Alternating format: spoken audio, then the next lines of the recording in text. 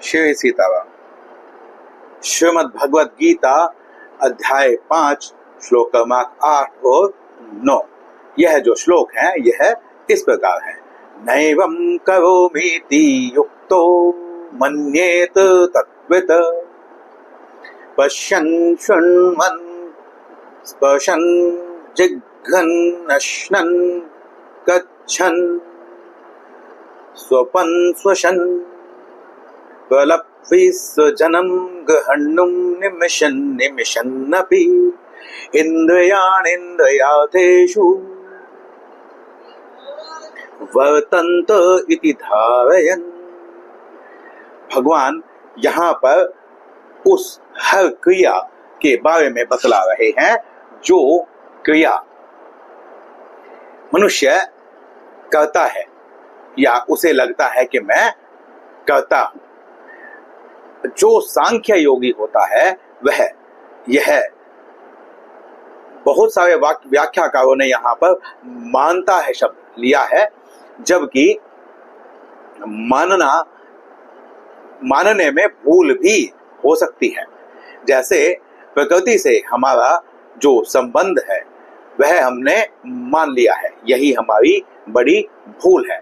जिस दिन हम यह जान लेंगे, मान लेना अलग बात है, परंतु जिस दिन हम जान लेंगे कि इस प्रकृति के साथ हमारा कोई संबंध नहीं है, हमारा नित्य संबंध जो है वह परमपिता परमेश्वर के साथ है, इतना जान लेने मात्र से ही वह जो संबंध है वह उजागर हो जाता है। इसके पश्चात आती है मानने वाली बात। मानने का अर्थ यह है कि जब हम उस ज्ञान को आचरण में लाते हैं तब यहाँ मानना सिद्ध होता है।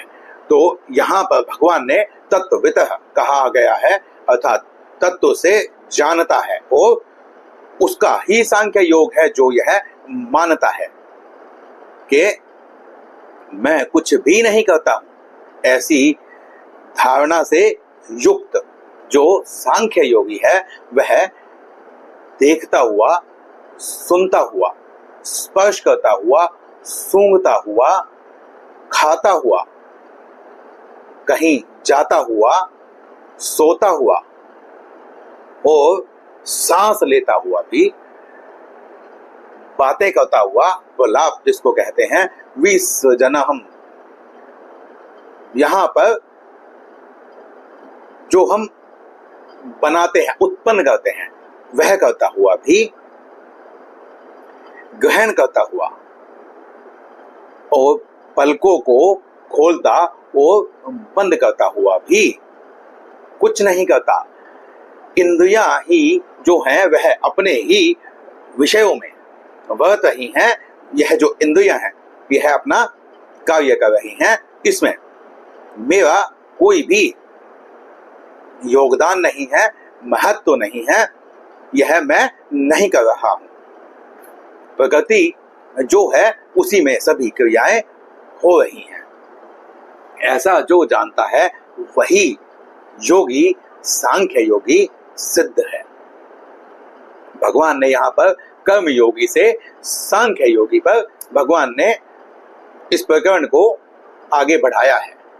कर्म योगी की प्रशंसा करते करते भगवान ने जब यह बताया कि इन जो दो योग हैं इनमें प्रक्रियाओं में अंतर होते हुए भी इनका फल एक है, तो जब कर्म योगी की सभी प्रक्रियाएं बतला दी हैं तो भगवान फिर से सांख्य योगी की प्रक्रिया यहाँ पर बतला रहे हैं कि वह व्यवहार काल में कैसा रहता है।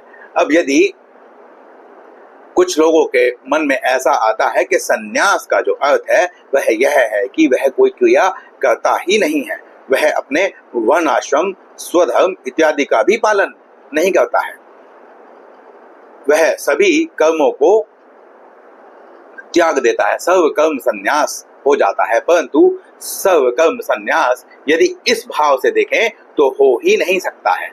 और यदि आप यह देखें कि इसमें मेरा कर्ता भाव नहीं है, यह जो क्रियाएं हैं यह मैं नहीं कर रहा हूं, इसको हम और सरल भाषा में समझने का प्रयत्न करते हैं। क्या आप जब कर्ता होते हैं तो आप उस जिस क्रिया को कर रहे हैं वह क्रिया आपके नियंत्रण में होती है, जिस क्रिया को आप जब चाहे रोक सकते हैं या जब चाहे फिर से शुरू कर सकते हैं। ऐसी जो क्रिया होती है उसी के आप कर्ता हो सकते हैं। परंतु कुछ क्रियाएं ऐसी हैं जो स्वतः ही हो रही हैं। क्या आप अपनी मर्जी से सांस लेना बंद कर सकते हैं? क्या आप सूंघना बंद कर सकते हैं?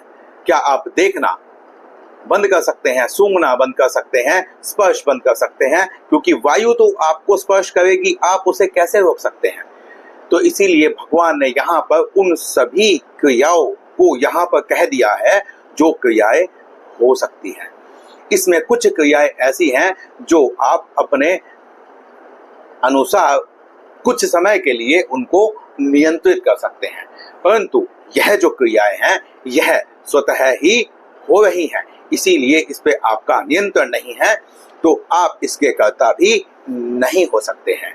यह जान लेना ही तत्वतः सांख्य योगी का जो सांख्य योग है उसकी जो सिद्धि है उसे बतलाता है।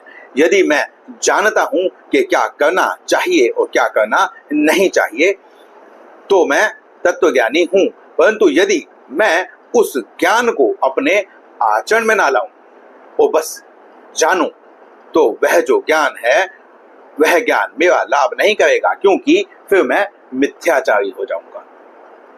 इसीलिए शास्त्रों से जो भी ज्ञान हम ग्रहण करते हैं उस ज्ञान को हमें अपने आचरण में लाने का प्रयत्न करना चाहिए। हमने पिछले श्लोक में भी यह बात की थी कि हम त्याग की बात करते हैं कि जो कर्म योगी है या जो सांख्य योगी है वह कर्मों का त्याग करता है, परंतु जो स्वरूप है वह तो कभी बदलता ही नहीं है। वो प्रकृति के अनुसार स्थिति कर्म सब बदलते रहते हैं। जैसे कि सुख जीवन में आता है और चला भी जाता है, दुख जीवन में आता है और चला भी जाता है। क्या हम सदा एक समान रह सकते हैं? नहीं रह सकते हैं। इसीलिए यदि हम उसको ग्रहण ही ना करें तो हम संभाव में स्थित हो सकते हैं। तो बहुत छोटी छोटी सी बातें हम अपने जीवन में चिंतन मनन करके लाके उनको लागू कर सकते हैं और आध्यात्मिक उन्नति प्राप्त कर सकते हैं। तो इस श्लोक में इतना ही, मिलते हैं अगले श्लोक में अगले वीडियो में। श्री सीताराम।